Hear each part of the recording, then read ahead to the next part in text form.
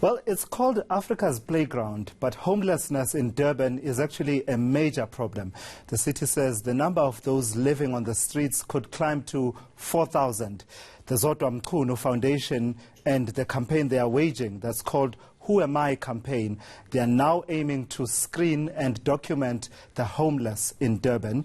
There are no census figures for homeless people in South Africa, but estimates place them at around 200,000.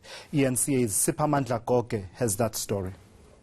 The United Nations urged governments to recognize homelessness as a human rights crisis and commit to its eradication by 2030 in line with its new sustainable development goals.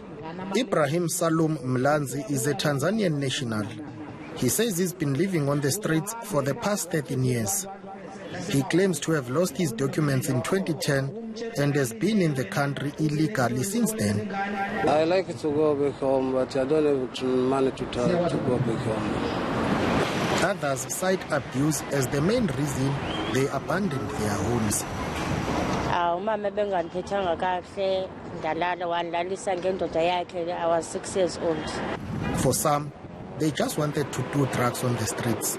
Drugs, abantu abasithathi serious.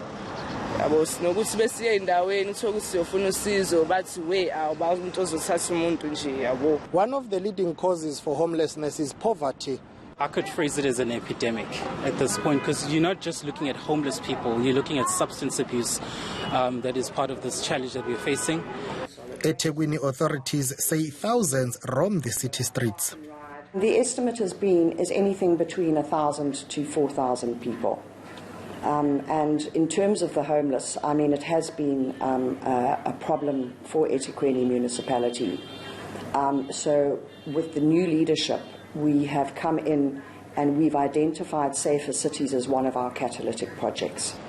Documenting homeless people remains a major challenge. Some of them, they don't have documents at all. Some of them, they do have documents. Therefore, as Home Affairs, we have to make sure we screen them properly.